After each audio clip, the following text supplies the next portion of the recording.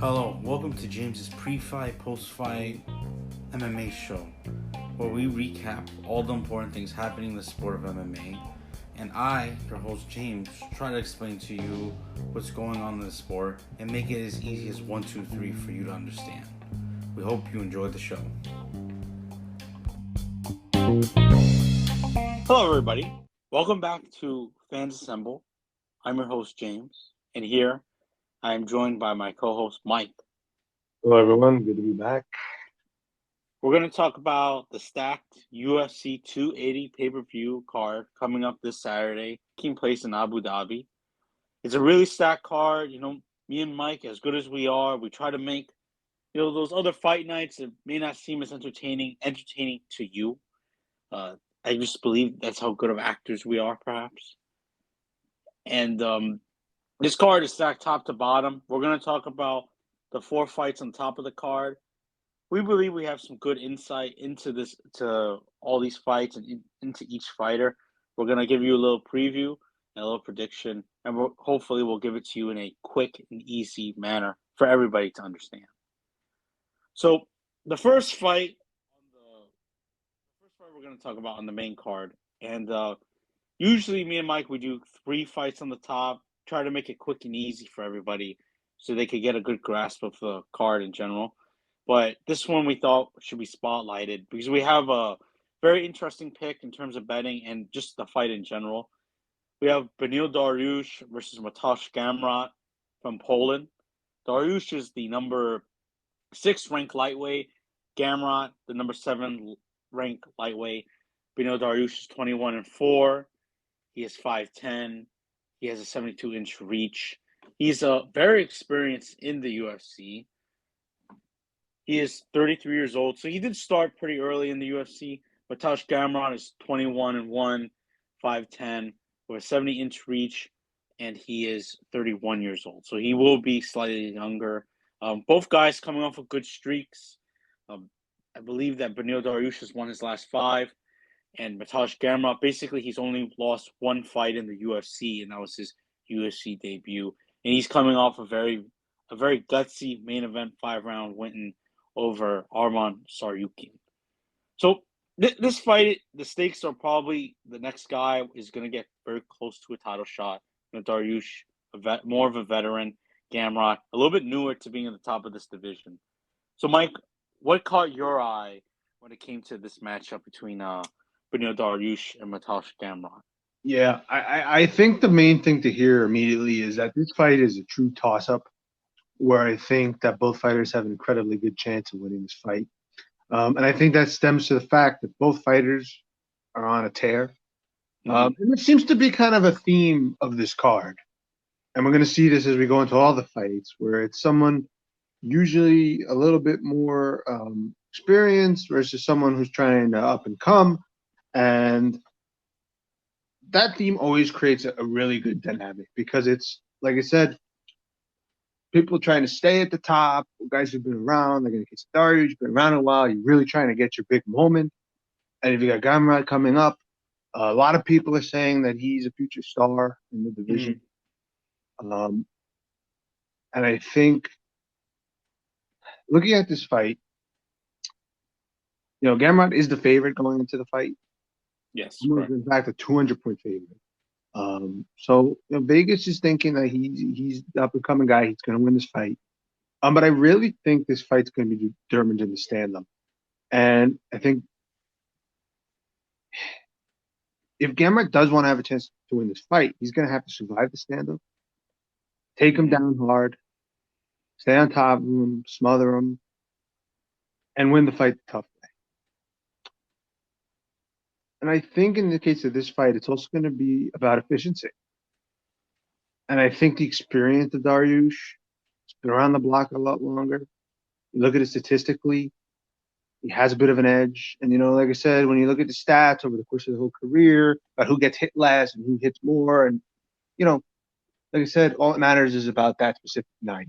But I think Dariush's path to victory here is just being more efficient. And I think experience and hunger to stay up towards the top and climb the rankings. Because like I said, your window is limited, right? And Hmm. if you're in a situation where you're getting older and you've got all these young guys hungry coming up behind you, Especially in this you better division, win. so stacked. You better win, right? That's what I'm saying. Like, there's so many guys out there who want to take you down. So it's number one thing you could do is come out, be tough, be strong, and and mobility will be key. He's like I said, he's got to avoid getting taken down and getting control of the fight. And if you could stay in the stand up and just sneak it out, be more efficient, and win it on the points. And I think Darius has a good chance to win this fight by decision. And that's what I'm going to go with. Yeah, I 100% agree with you. Excuse me. Gamrot, he's definitely going to use his wrestling. That's pretty much most of his fights he does. But like you said, Beneil Dariush, he's better on the stand up. I think he does have a Brazilian Jiu Jitsu background. He did compete a lot outside of the UFC in Brazilian Jiu Jitsu. He's not like Charles Oliveira or anything, but I do think he'll have enough of grappling to when Gamrot gets him down, he's going to be able to get back up or at least threaten him a little bit. Plus, you have the experience. This is going to be Gamrot's toughest fight. I don't know if this is Beneil Dariush's toughest fight. It probably is, but it's not definite. And Gamrot, he's just a workhorse, right? He feels like he always needs to work, and he definitely fights like that guy, like that blue collar type of fighter. Putting you up against the fence, trying to wrestle, and he shows it every fight. But I think this is the fight where it's not going to pay off because he has a guy like you said who is more efficient. He's better on the stand up, so he's going to make him pay if he needs to. The grappling, I would say that, of course, Gamrot's wrestling is very, very good. But, of course, Dariush has his Brazilian Jiu Jitsu background plus the experience. And I think a big part for me is that this is a 3-round fight. Gamrot, typically, he likes to use his pace and cardio. But Dariush, he's very used to going 3 rounds. And for me, Gamrot's going to have to go like balls to the wall to get Dariush tired and get him down. So I pretty much see it very similar to you. I think Beneil Dariush is probably going to win via decision because Mateusz Gamrot, if you watch some of his fights, he does have problems with guys who kick the body, punch the body, knee the body. But even then, even with those deficiencies, he still keeps going. He still marches forward. That's probably his best asset coming into this fight is his toughness. So I 100% agree with you.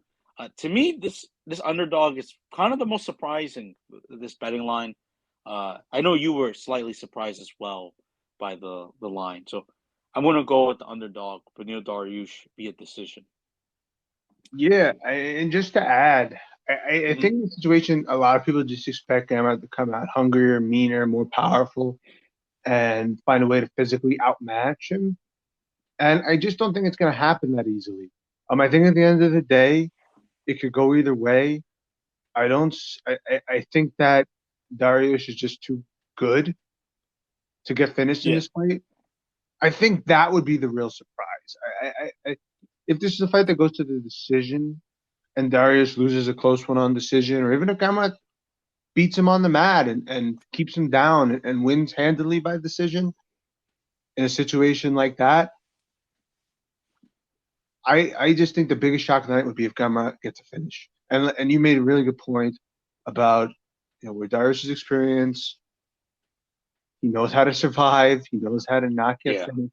We've seen him He's be won his tested. last 5 fights, I believe. Like I said, he's on that roll.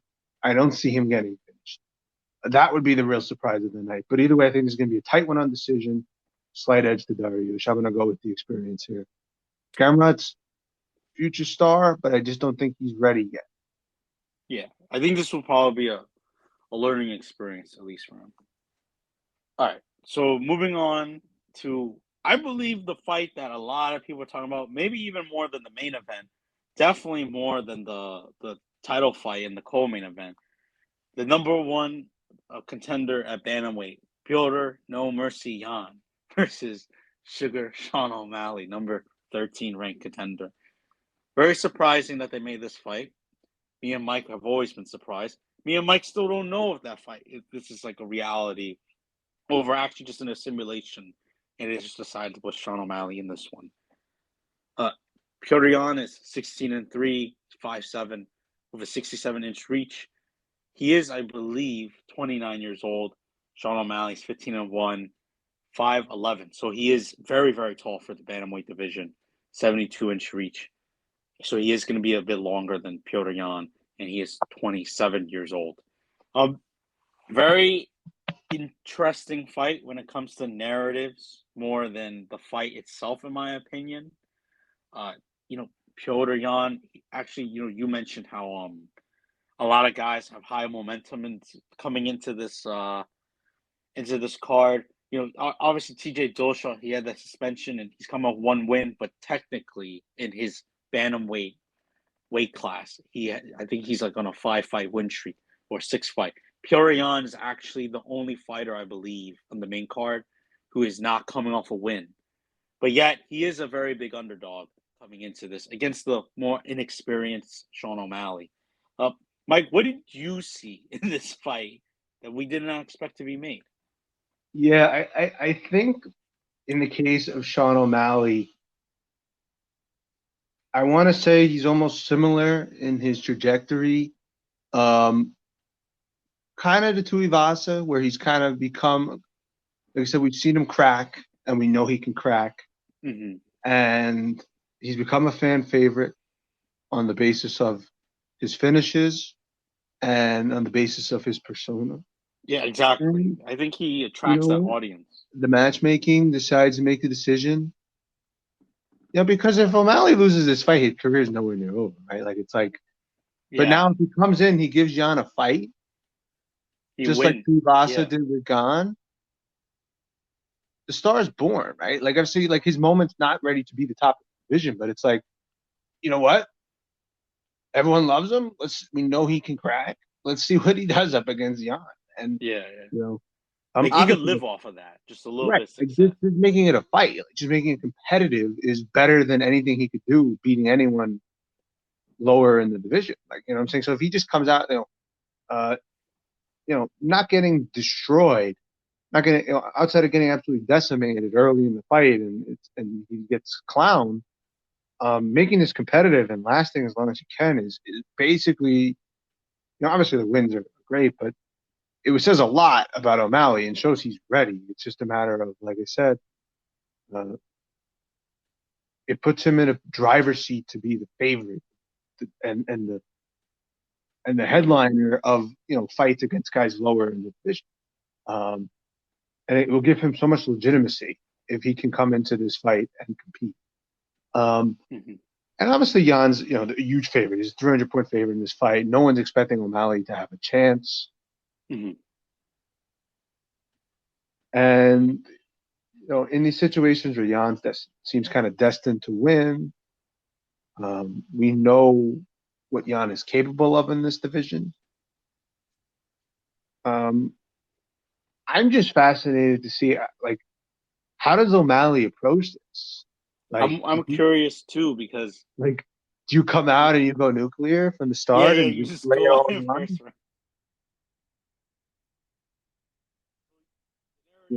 Right? Like Sean O'Malley, basically, if he doesn't get thrashed, he could live off of that. But now I ask you, Mike, is he gonna get thrashed, or is there, like, you're trying to decide, is there any way he could win this? What do you think? I mean, I think it all starts with Jan's mentality. I mean, know what Jan's mentality is. The man's a bear. But the only way, I think, is if Yan truly underestimates him. Yeah, like he's lost a step a little bit somehow. Like, right? If he's kind of just like, now it's like, okay, he's reached his peak, and now he's trying to get back down a little bit. He's been knocked off the mountain. He's fallen down a little bit. Like, it's like, and I don't think this fight was made with the idea that O'Malley can't be competitive, right? I don't think. Yeah, that'd be crazy on their part. Barring the strange circumstances of cancellations and weight cuts and weight misses, COVID, all these different factors out there that could alter fight. The matchmakers aren't making fights with the idea of them not being competitive. obviously there's mismatches all the time that happen, but you typically see it on fight night cards or prelims or whatnot, where someone's like a massive favorite to win. But I think it really is just about mentality. And like if Yan can kind of, because imagine the pressure he's under. Like, what would that mean for him if he was to lose this fight? Yeah, and then plus it's happening in Abu Dhabi. That's like his second home, basically. Yeah, Like, like that's it's his like, spot. you know what I'm saying, like it's just kind of destiny. Like Yan just like they're giving Yan this ability to fight a fan favorite and get himself Yeah. get And on himself paper, back, an easy fight. get him back in this, get him back in the spotlight, get him back where everyone's paying attention, everyone's watching, happy as can be. Because I said there hasn't been a fight from O'Malley that wasn't fun, that wasn't explosive. You know, Yeah, it's always eventful with him. right. And I think it's a way almost like, hey, prove you're still the big dog on the block, right? You know, you're gonna let some kid come in here and try to embarrass you, you know? Like it's kind of like, in a way, it's a this is a fight of psychology for everyone, both Yan and O'Malley, and for the matchmaking and the management as well. Like this is a perfect psychologically thrilling fight. Kind of like the bully versus like the hipster a little bit. Like the Yeah, personas. like Jan's is just old school, you know, kind of guy, no nonsense. And then O'Malley, look, he dyes his hair and he comes out and Him he's talking all about over how the place. Call of Duty helps him with his fights. Right. You know, he's a, you know, it's a contrast. It's Mhm.